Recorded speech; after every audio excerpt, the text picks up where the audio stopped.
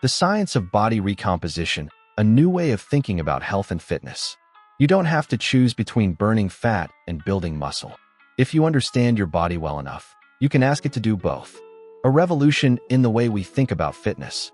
For decades, the fitness world clung to one rigid belief. You're either bulking or cutting, never both at the same time. In other words, either you eat more to build muscle or you eat less to burn fat. One or the other, not both. It sounded logical, linear, simple. But here's the truth, from someone who's spent over 20 years in clinical medicine and metabolic health. The human body is not a simple machine. That black or white mindset has held too many people back. Because beneath that old school logic lies something much more powerful and more natural than we ever realized. Body recomposition, the process of burning fat and building muscle at the same time, is not only possible, it's how the body was designed to thrive. What is body recomposition really? Let me explain this like a doctor, but speak to you like a friend. Body recomposition, or recomp, is the process of changing your body's composition, not necessarily your weight, by losing body fat, while simultaneously gaining lean muscle mass. Imagine remodeling a house, but without changing its size. You're not tearing it down. You're not expanding the floor plan. You're just upgrading what's inside, one brick, one wall at a time. You might still weigh 180 pounds, but inside, everything is different. Your fat is going down. Your muscle is going up. Your metabolism is sharper. You look stronger, tighter, healthier, even if the scale says the same. Weight loss isn't the same as fat loss. The scale can lie. Let's be honest. The scale has become our worst enemy. So let me make one thing very clear. Just because the number doesn't drop, doesn't mean you're not progressing. I call this scale frustration, and I've seen it in hundreds of patients. They eat clean, train smart, sleep well, but that number won't budge. Then one day, they take a photo, and they finally see it. Smaller waistline, more defined arms and shoulders, a tighter, more powerful body, clothes fitting looser, energy levels rising. Why? Because they're losing fat while gaining muscle. Here's the science. Muscle is denser than fat. It weighs more, but takes up less space. So your body gets smaller, even if the scale doesn't move. That's recomposition, a silent transformation happening beneath the surface. Why it sounds impossible, but isn't. This is where most people get confused. Metabolically speaking, fat loss and muscle gain are opposites.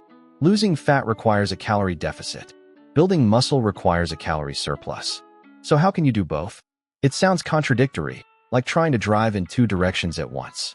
But remember, your body is not a robot. It's not all zeros and ones. It's adaptive. And when you give it the right signals, it can do incredible things. When you strength train consistently, eat enough high-quality protein, sleep well, and recover properly, then your body will burn stored fat for fuel, while using the mechanical signals and amino acids to build new muscle tissue. It's not magic. It's smart biology when the system is aligned. Why recomposition is a medical breakthrough. As a physician, I don't just care about six-packs and tight abs. I care about preventing metabolic syndrome, reversing prediabetes, reducing visceral fat, the silent killer, improving insulin sensitivity, fighting chronic inflammation, preserving bone density and muscle mass in aging. Body recomposition isn't just a vanity goal. It's one of the most powerful forms of preventive medicine we have. It helps us lose the fat that hurts us, build the muscle that protects us, and overhaul our internal engine. The psychological shift is life-changing. I've watched people come alive, not because they lost weight, but because they stopped chasing a number on the scale and started chasing strength, resilience, energy, mastery of their own body. They didn't just get fit. They reclaimed ownership of their lives. And that shift? It's permanent. But be warned, recomp is not for the impatient. This path isn't glamorous. It's not quick. It's not easy. It requires strategic training, precision nutrition, smart recovery, and ruthless patience. You're walking a tightrope between two metabolic states. Just enough deficit to tap into fat stores, but just enough nourishment to build new muscle. Balance is everything. Consistency is non-negotiable. A new way to think about losing weight. If you remember one thing from this video, let it be this. Body recomposition isn't about losing weight. It's about mastering what your weight is actually made of.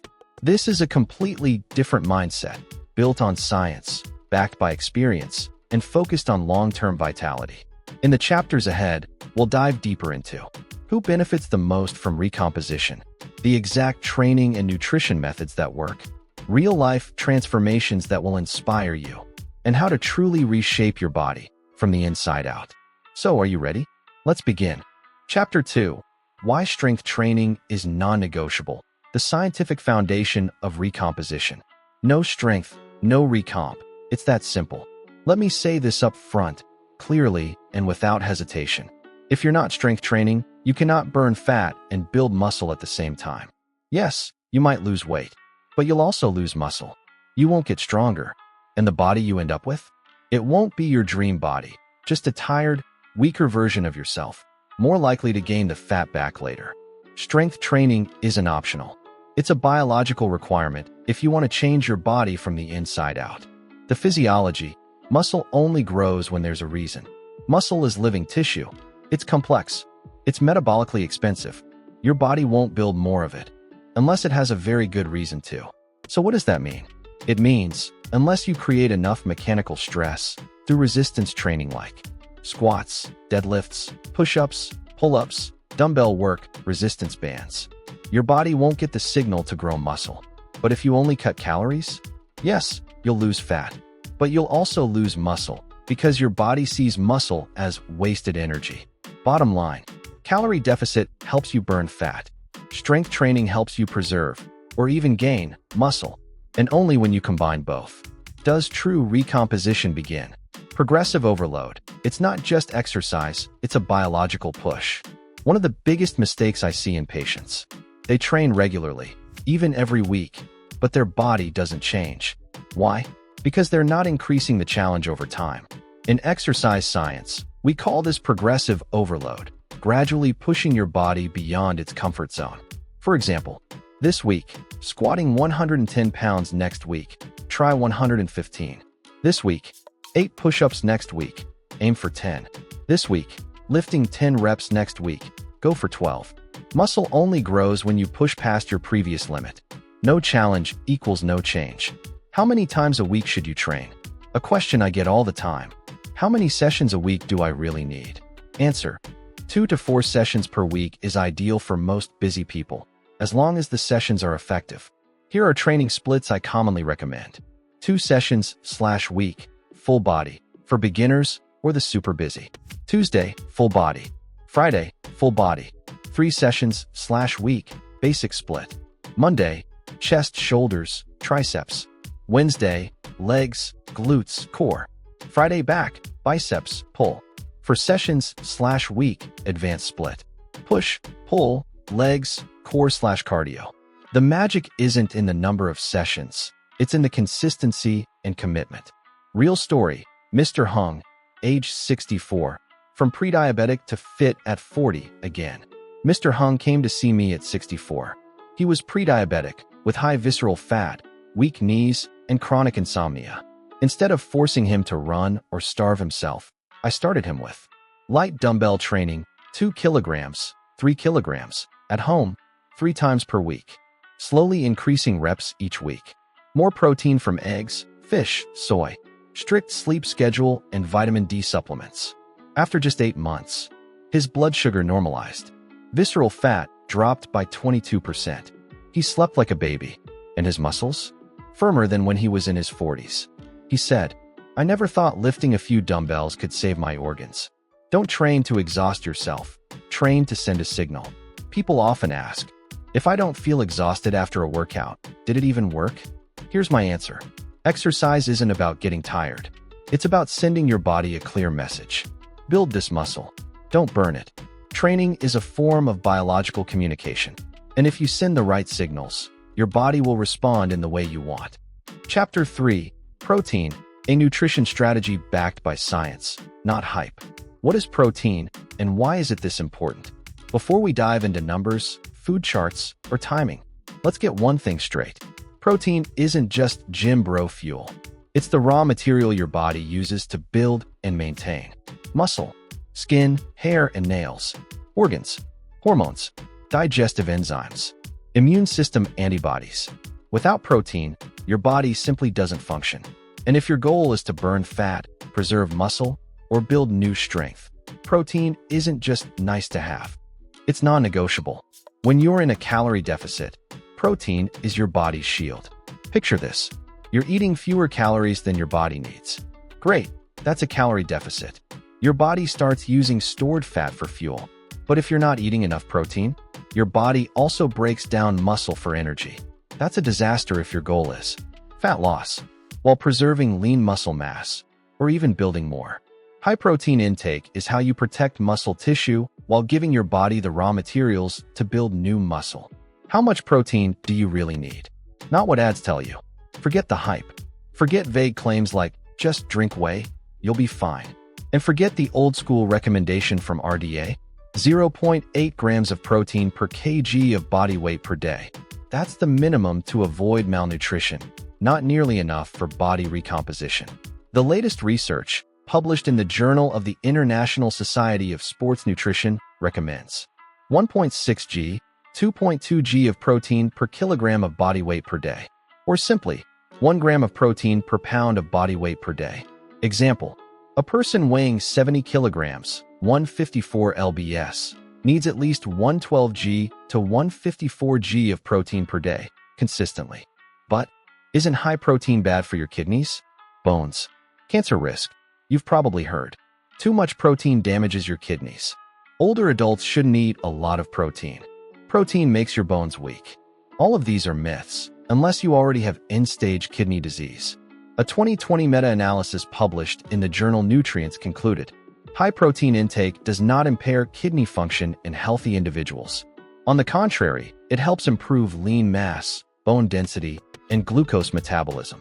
For older adults, protein needs are even higher to fight off age-related muscle loss, sarcopenia, and protect bone strength. Best protein sources, based on absorption, not trends. Not all protein is created equal. Here's what science says about the most effective, bioavailable options. Animal-based proteins, high absorption, full amino acid profile. Chicken breast, lean beef, salmon, tuna, eggs. Greek yogurt, cottage cheese. Whey protein isolate, from milk. Plant-based proteins, combine for complete profile. Lentils, soybeans, chickpeas.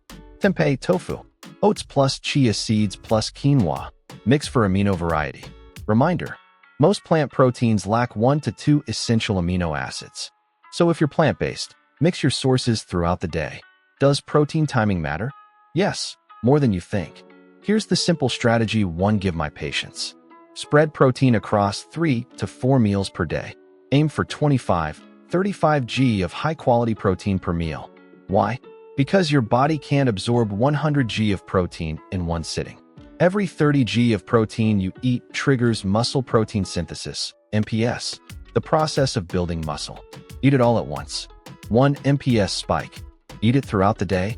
Multiple MPS spikes better muscle growth. Do you need to drink whey? Not required. But it's convenient, especially if you're busy or can't cook often. You don't eat a lot of meat, fish, or eggs. You need a quick protein boost after workouts. Whey protein isolate is your best bet. 1 scoop equals 25 g of pure protein. Fast absorption, low lactose, and minimal fillers. But remember, whey is a supplement, not a replacement. It adds, it doesn't replace real food. Real patient story: Ms. Mai, 43 years old, office worker. Ms. Mai came to me at 43. 5 feet 2 inches, 134 pounds, high belly fat, muscle loss in arms and legs, and poor blood lipid levels. She had been on strict diets, ran every morning, lost a bit of weight, but her body remained soft, loose, and weak. I asked her, "How much protein do you eat per day?" She said, "Maybe 30 to 40 grams. I mostly eat veggies and rice." I gave her a plan. Boost protein to 100 g/day. Split into 4 meals. Add boiled eggs, salmon, and Greek yogurt.